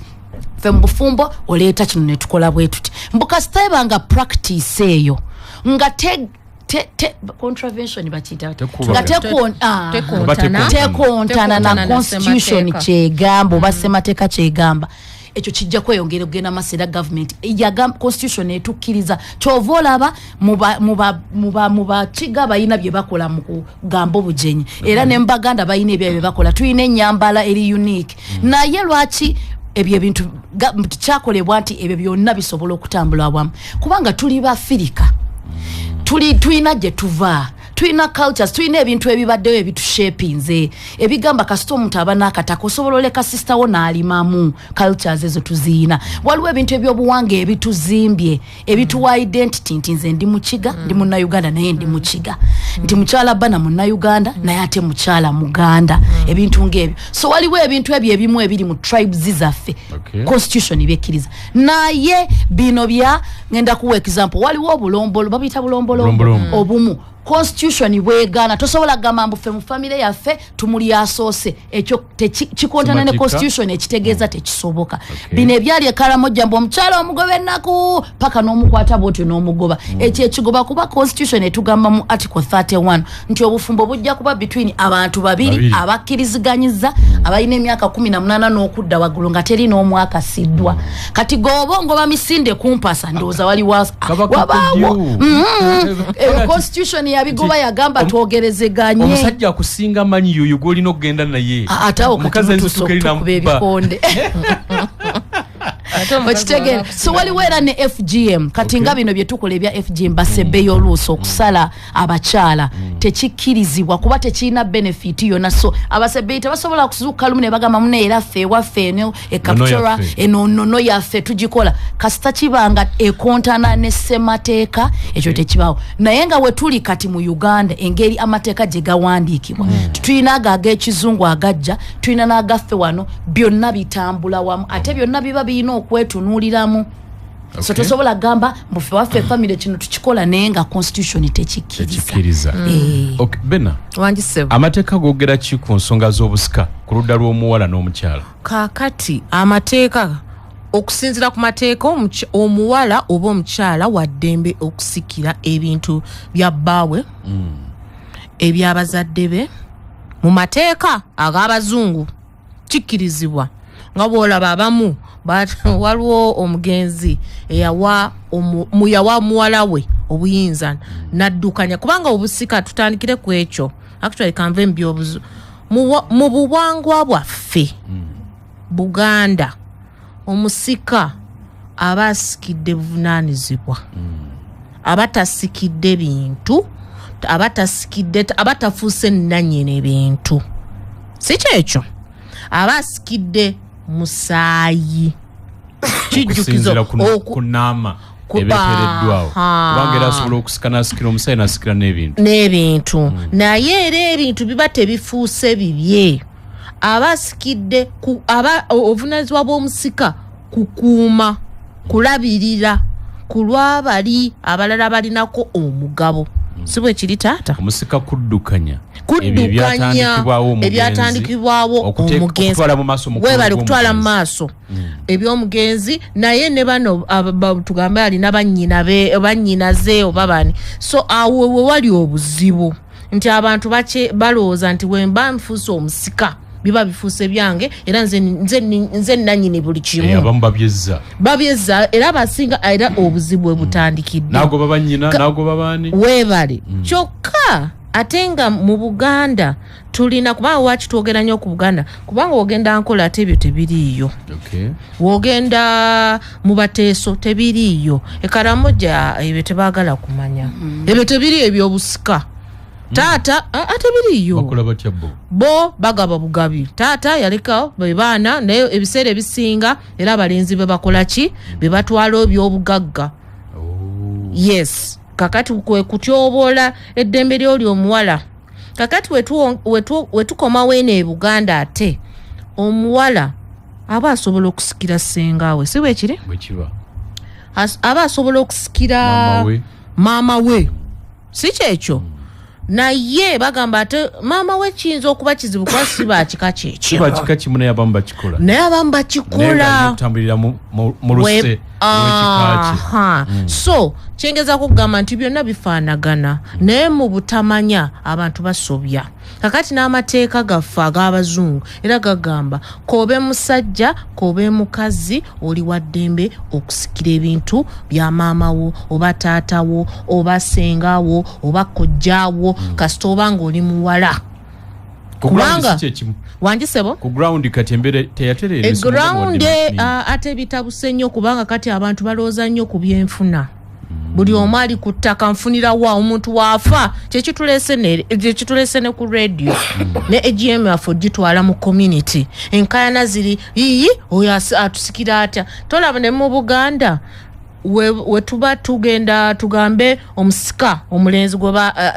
eyalondebwa oba omugenzi waba alina ensobi zaakozeewo abawala be bawa omukisa okulonda omusika waabwe subira mulaba kwata mu katono 89.2 Kumanduso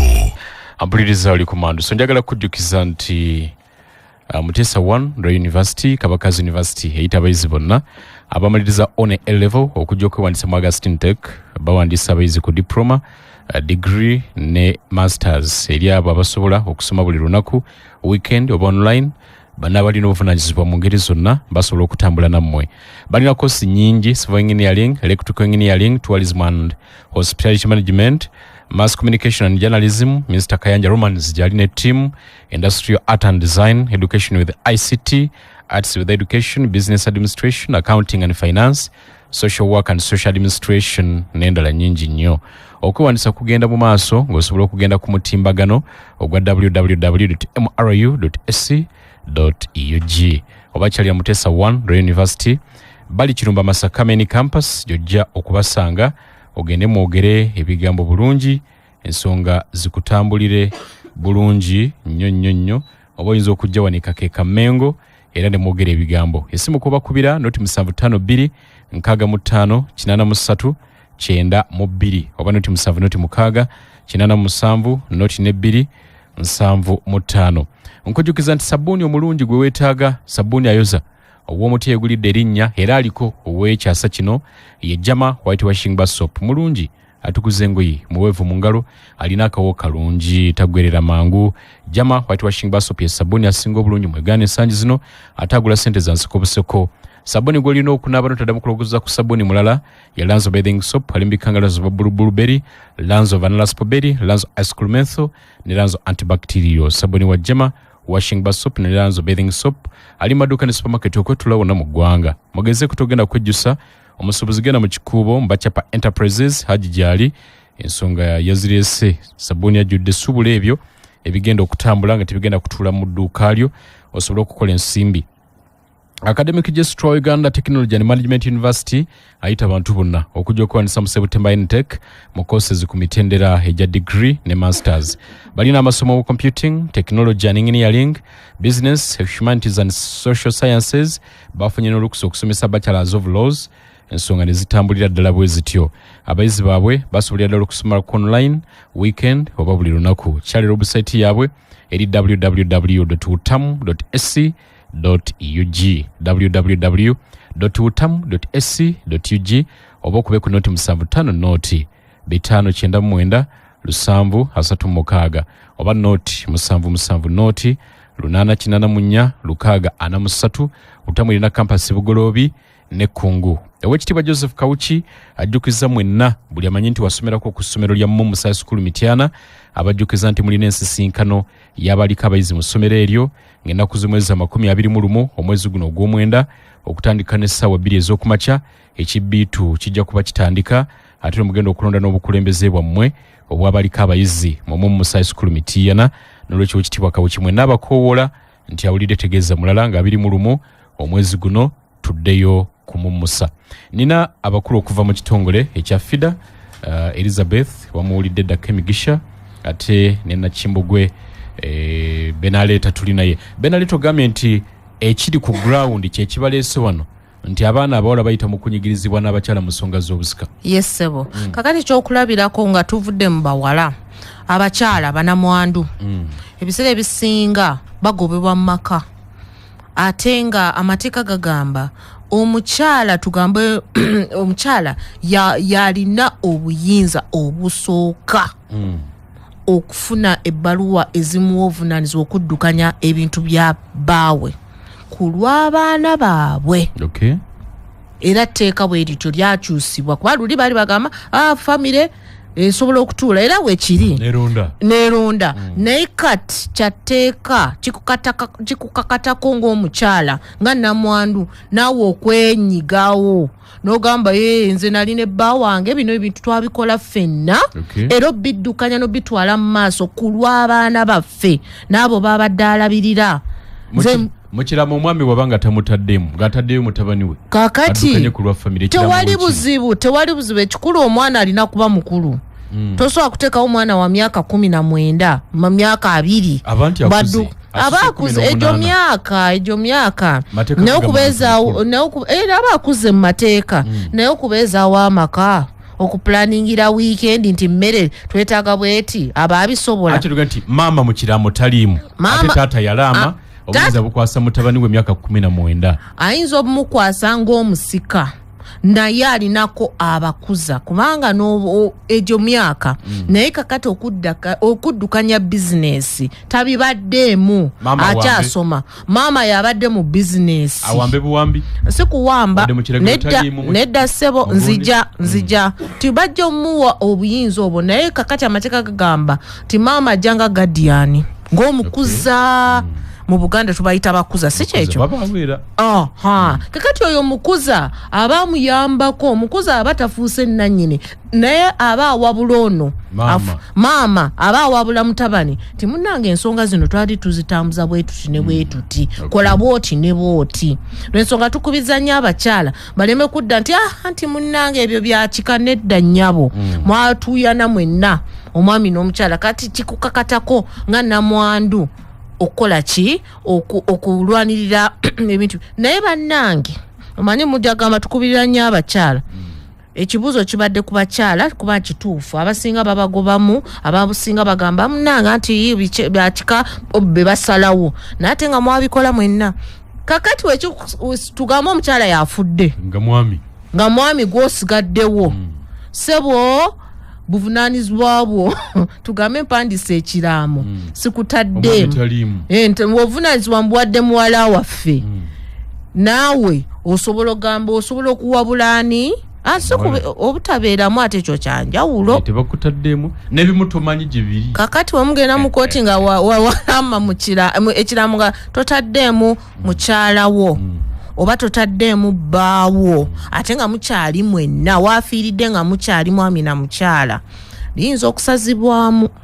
ekyo kyokka nkiyiseewo kati kisazibwamu kubanga waliwo abateekeddwa okufuna ku mugabo ku bintu byo kakati abamu bebo omwami oba omukyala waliwo engabanye yesigamizibwa ku ddiini oli mukyala musiraamu yesebo tulina amateeka ga sharia yesebo nti omusajja omusiraamu singa afa Yesebo. engabanya erina kuba bweti ne bweti yesebo ndowooza tekontana na nteekateeka yamu kubanga nga Elizabeth we yakyogedde tulina ssemateeka era ssemateeka agamba nti buli omu olina eddembe ery'okukkiririza mu buwangwa bwo naye n'eddiini okay. so singa osaze ogenda mu sharia dembe lyo naye singa kizuulibwa nti ate waliwo eyanyigirizibwa n'agenda mu kooti biyinza okukyusibwamu bwe biyinza okukyuka naddala nga waliwo atafunyeeko Okay. Yes, naye nga ddembe lyogenda mu sharia era ne bayimamu naddala nga bayimamu bakikoze mu mateeka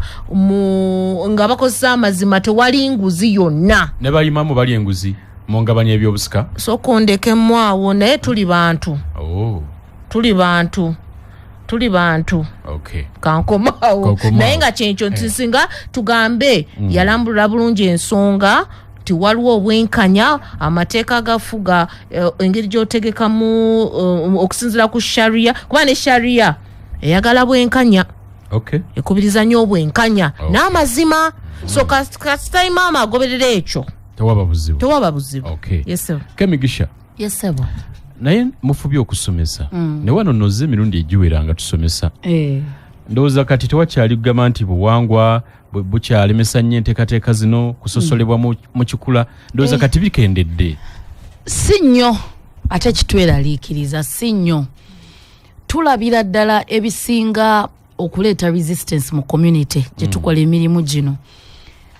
bye byenzikiririzaamu religious beliefs n'ebyobuwangwa abantu beekubirira nnyo ku ekyo ekintu kyabuwanga lwaki omukazi aba atuula mu ntebe nga nange ntudde naliko mu training ne mbuuza abaami nti bw'otuula ku dining ne mukyalawo n'atuula n'abaana ne mulya mwenna ennyumba eba egenda kuvaako amategula baba bannenkanye n'agamba tulina okubaamu ayina otuula wansi nze ne ntuula mu ntebe nekitakola makulu kuba omwami ono namuchallenge nga ne mubuuza gwe nga gwe ate nga nkuwa ekitiibwa kyo ku myaka gy'olina gwe kyo kyoyogedde olaba kirina amagezi nti bwe mutuula ku ttebbeemu kitegeeza omukyala aba alina kyakugjeeko mazima oyo omukyala omwagala lwaki omuntu oba omutuuza wansi ate mazima abasinga bagamba anti kyabuwangwa tekiri dangerous bo bavaako ki abaana balabireko bwe kiba tekirina buzibu nga bwe mukugamba lwaki abaami nammwe temutuula wansi tutulawo mu mukwano okitegeera lwaki mu mukwano tutulawo mu mukwano of course bakikola naye abantu beekubira nnyo ku buwangwa bwabwe okulowooza nti ebintu ebimu bikkirizibwa nga ate tebikkirizibwa obuzibu obuliwo nti abasinga okubeera affected be baana oluusi ab'obuwala era mpulira nnyo oluusi abazadde bagamba nayo yagenda keera awase ave wano mu maka nga lwaki omwana oba omukuza kuwasa alina okuwasa so kiki kyamu naye lwaki gwe omwana wo ogira kuba gye bw'anaagenda n'afumbirwa mu bwavu ng'agenda talina kaalina nga buli kimu okiwadde balenzi kati abo abaana bo ng'ate leeta manye ennaku zino mpulira nnyo abantu nga bagamba munnanga abaana boonoonese tebakyalabirira bazadde mu bukulu omukadde agenda n'afa naye ng'alina abaana e Kampala tebajja nga byebyo abaana balaba bye tubakola n'alaba nti afiiriddwa nnyina nga muto naye nga omuwala ye temuyise bye muteesa tuba tubiraba omuzadde n'alwala abaana n'atalabirira kuba kimanyi kyewamukola oba omuntu n'alaama nga tataddeemu baana be nga bena kyagaidinze nti eryo will baba basobola ogisazaamu etteeka kasita obanga abaana abambalamana babiwe kanisa baana bange tebandabirira byonna tebandabira kambiwe kanisa etteeka lijja nti kasaba nga bali biro 18 nga baana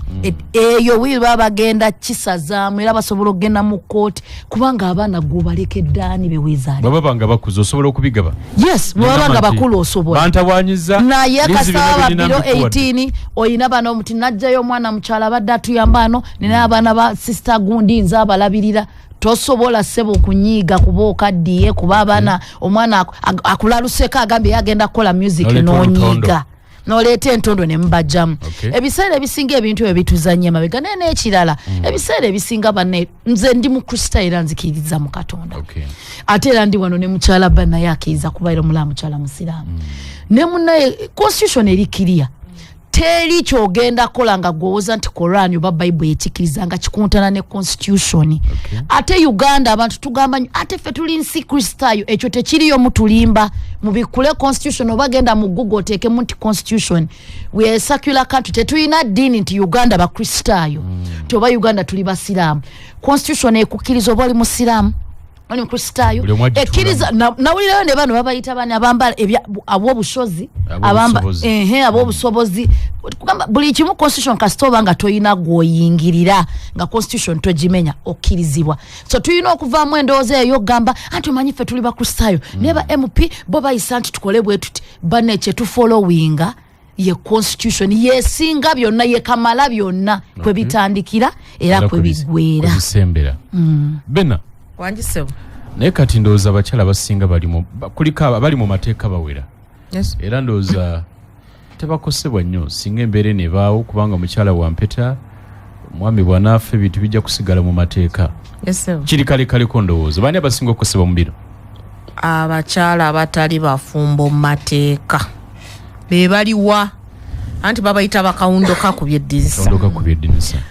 be baliwa titomwajulangayo wammwe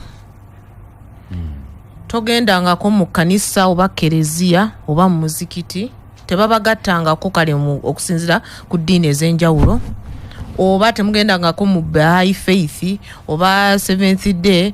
abo bonna abo singa wayita mu egyo emitendero obufumbo obwekinnansi okusinzira ku buwangwa oli mufumbo mu mateeka ne bookomaawo ng'ogenze n'oyanjula ne bakwanjula ssebo none enkwanjula ye waffe taata nakkiriza ebbaluwa certificate entongole y'obwakabaka oyo mufumbo mu mateeka era ali ku level y'emu n'oyo agenze mu kanisa oba kereziya n'asamba gawuni bali ku level y'emu empeta bwebanga erija eri neno ne banjula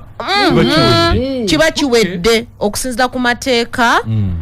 oba mufumbo era oba ogenze mu muzikiti oba mufumbo kakati woba togwa mu biti ebyo wewali obuzibu awo tutandika bujulizi wateekako bimeka ne ogamba nti gana amaka nateekako nze nagula obujulizi buli luddawa leeta risiiti naye kisinziira ebbanga lyomaze muki mu maka gano subira mulaba nti n'amakooti abalamuzi abamu bagenze bakiraba omukyalo omumaze naye emyaka 30 takwanjulangayo waabwe temugendangako kale muli mukawundo kakubye mwakoma kwekyo okitegeera naye amaze emyaka 30 tosobola agamba nti ali ku level y'emu nonaze omwaka ogumu so kisinziira nti alina n'emirimu gy'akoze kuba waliyo ne bali abasigala ewaka wali eyo enjogera ennyumba teyateekako wadde ki tofaali abadde waka emirimu gy'abadde akolera ewaka gye gimufuula omukyala wo so n'ebbanga lyamaze kakati bino ebyobusika bitugoberera nnyo abafumbo kakati we tuyingiramu amateeka bitunulira abafumbo abayitamu egyo emitendera gye njogeddeko kakati bano abataliimu tudda mu risiiti bujulizi buntu bulungi bwansi mulamuziki ateesa atya obujulizi obuliwo ne bapimapima okusinzira ku bujulizi obuleeteddwa mu kkooti lwensooka tugamba abakyala wakiri yanjula ate abambaga batwakyala okukyala kukyala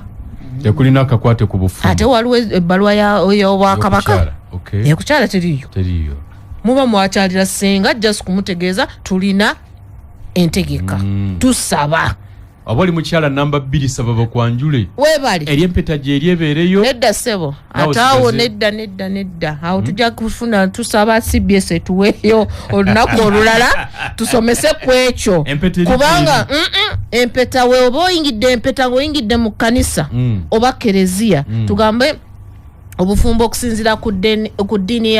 ey'obukristaayo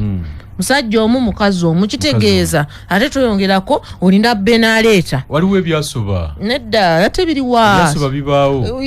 sooka oyawukane ne bena mu mateeka olyoka oleeta Elizabeth bena yadduka nayo sikyasobola kugumiikiriza myaka gigenza atambudde lw'ensonga ssebo tukugambye genda mu mateeka tumanye naye aganidde empita ate agigaanira atya waliwo kiri Elizabeth kye yagambye olino fenna tulina eddembe okuwasa oba okufumbirwa nga tetukakiddwa so kitegeeza nze wemba nakukoowa ate tulina kunkaka kusigala n'olemera empeta bena nemedde empeta n'ogenda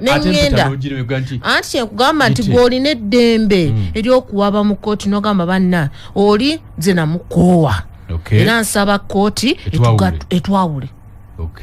nze nange ntandika obulamu bwange ne Elizabeth ekyo kikola mu bbanga kikirizibwa mu bbanga ki eki kuvanga bena agenze ekyo kikola mu bbanga ki kakati ne bwo reportingira naye tutunulanga myaka ebiri wakiri myaka ebiri myaka esatu naye ate mu myaka egy'ebiri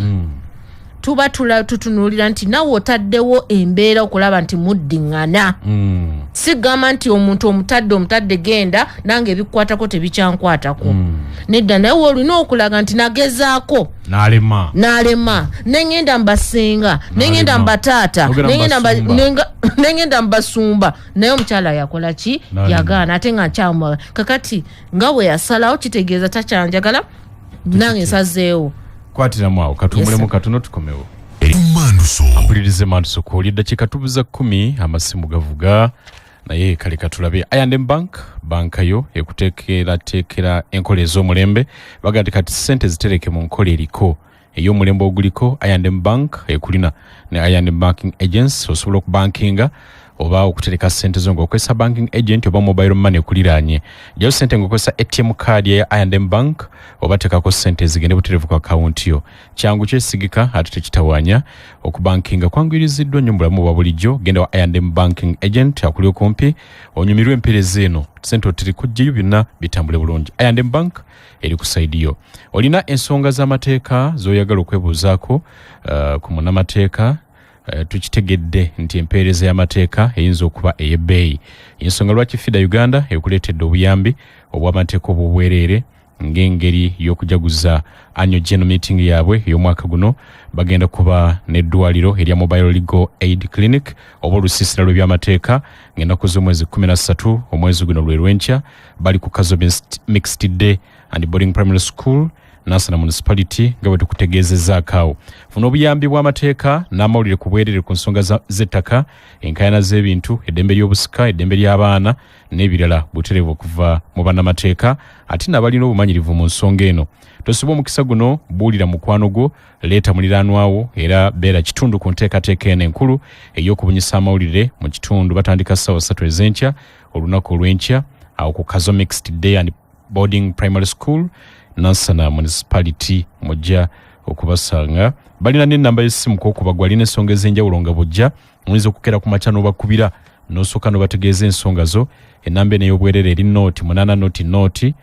1011 511 nooti 8 nooti 1011 511 nga tuwumbawumba njagala nfunye n'essimu ng'emu 2 lizi nga nkomyeko katono gy'oli waliwo ebikwate myths eziri mu bantu amugaga nti omuwala nga wakyogeddeko eri ti omuwala agenda kufumbirwa agenda kusanga omwami we bakola ebyabwe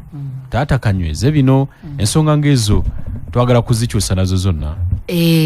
era waliwo ebintu ezo zoyise myths ekintu nga kibaddewo nnyo nolowooza kituufu naye si kituufu ekisooka mukyala banera yakyogeddeko ekyogamba nti abawala tebasikira si kituufu ate muteeka anyone kasita abanga alina emyaka egiwera egyo gye twayogeddeko 18 asobola oba muvubuka muwala oba mulenzi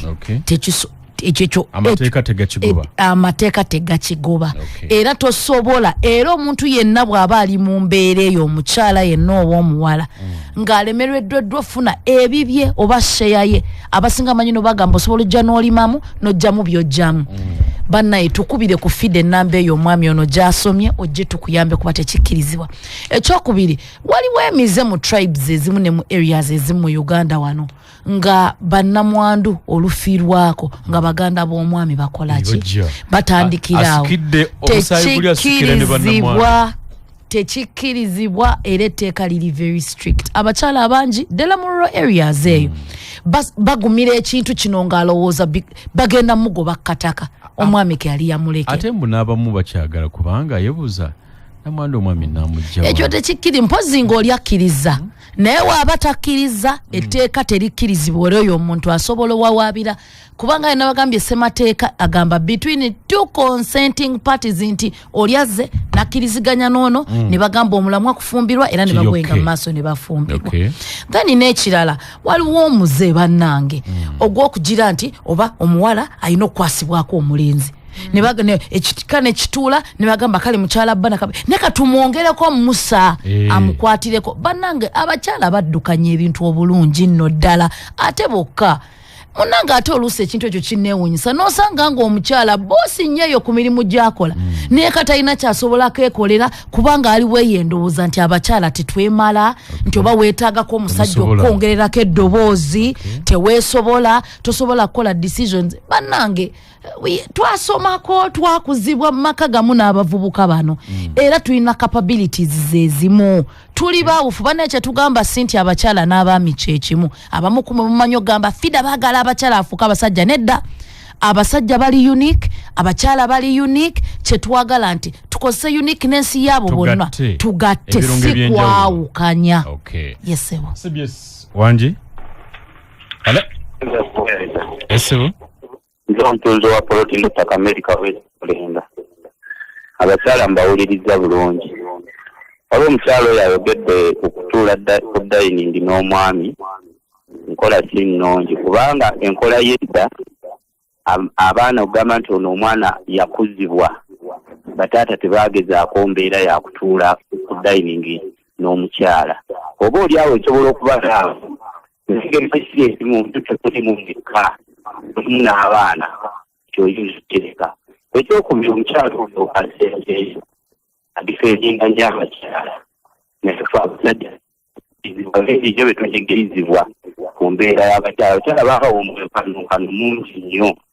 naye naffe abakyala mutulowoozeeko nze medikawesa ndi obutemu kale medikawesa wangi nkulameka esebo mukama wange ebala tuweera esebo omukyala mulamusizza nnyo byebala okulambika ensonga erinnya lyange Ssaalongo Ssekalala nga nsididde Butaaya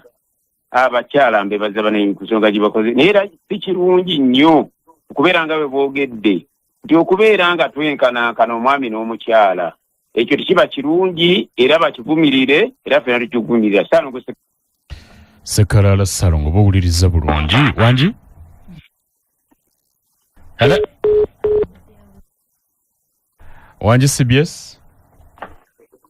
muganda wa esebo webadde kuweereza lameka esebo ne bannamateeka mbalamusizza n'enjolazo okulambika bannayuganda gazira James Dwevo tukukyengera stage mwensinzidde mu Kyengera Town Council nze njagala kubuuza omuntu senga muzaalibwa abaana kangeze nti muli bana oba omuwendo gwonna omugenzi n'alaama nsika obuvunaanyizibwa bwe oba olwayogana atwala ebitundu bimeka ku buli 100 era kyensendyayo nakyo omusika amateeka ga Uganda galina galambikira nti omusika bazaaliddwa abaana kaŋŋambe nti 6 nti babeera bagabana yalina okugabanya ku banne oba kuba kati ebintu byakukanye na famire emu gyemanyi mu kulamika bali mu kujejerekana bagenze mu badiminisitreeta jeno bakoze batya naye ye omusika agamba nedda kyokka ng'omugenzi yali afa weyafa yaleka ebibanja bya mirundi ena kati omusika yatundako bya mirundi 3 wasigalawo ekibanja kye baliko kyokka ate nakyo n'akitundako kakati abaana abalala bamugamba nti tuzulule kino ekisigadde tugamba n'abagamba mbawaako buwi ate ayagala okuzimba sinaokola bwoti ne bwoti obunazi obw'omusika kyeki. Kale tuyanziza nnyo akadde kadduse katuweddeko eddakiika tezikyawera 2 kantandikire ewa Benaleta sibula batuuza n'ekigambo ekisembayo. Kaakati mpozzi njala kukubiriza abaami mwenna nga ntaddemu n'ensonga ziri ez'omusika sula kye twatandikiddeko nti abaami muli baddembe okutuukirira FIDA. Ekirala njagala mugume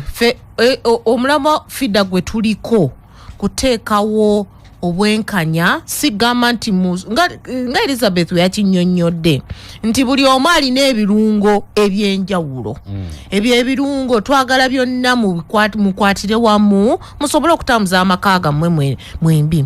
Ekisembayo ekikwatagana n'omusika ne mu Buganda amagezi gembawa ate ne mu Buganda kimanyikiddwa omusika waaba akola ebintu ebikyamu nga temukanyiza mwenna omusika musobola omujjako ne mu mateeka osobola musobola ogenda mu kkooti ne bamujjako obusika. Era abaana ab'obuwala baddembe okulonda omusika omulala. Kyensembyayo abaasikidde buvunaanyizibwa balina kuteesa wamu sigamba nti yasalawo buli kimu. So abo bagende mu maaso bajje enkya ekazo. Tusobole obalambulula bulungi ku nsonga zino. Yes sir. Ampuliriza mukyala Elizabeth. Yes, nagera nga nzigala obane mwami Salo ngwebale kuba simu nengenda kusaba okube toll free number yaffe ya 0 811 oba emusatu atana emwemu tulambulule ensonga zino kubalaka watuwulidde bubi. Ate banne njagala okubakubiriza nti enkya tulikazo primary obe mwami obe mukyala kutandika saawa 3 bannange mujje tetwekubirira saidi ya mukyala bannange kaninde ndaba abaami abanajja kubanga ebiseera ebisinga tukubana ne tugamba FIDA ekola ku bakyala FIDA era fete tulimu ne olubayita temujja. So katusuubire nti entyo okutandika saawa 3 kazo primary nga tugenda mu GM yaffe emboozi eno tugenda gyeyongerayo paka tumanye n'ebirala byetufunye budde kwogera. Yes banina bizibu byanjagala kwebuuza nina ekiramu simanyi bwe tutandise twagala kumanya ekiramu osobola kiterekawa twagala kumanya tumanya tutya nti kituufu kino ate ofuna otya letters of administration ebyo byonna mujje tubeebuze. Ampuliriza programu no bwetyo bwetambudde nze Kalule Lameka mbali n'abakulu okuva mu FIDA bali ne mukyala Nakimbugwe Benaleta munamateeka ate ne Elizabeth Kemigisha munamateeka ate omwogezi wa FIDA Uganda. Lunaku lwankya mugende kazo songa muzimalirize muzogere mbagalize kire kirungi mbagaliza sabiti ennungi Katonda abakuume Olivia kwagala kabongere.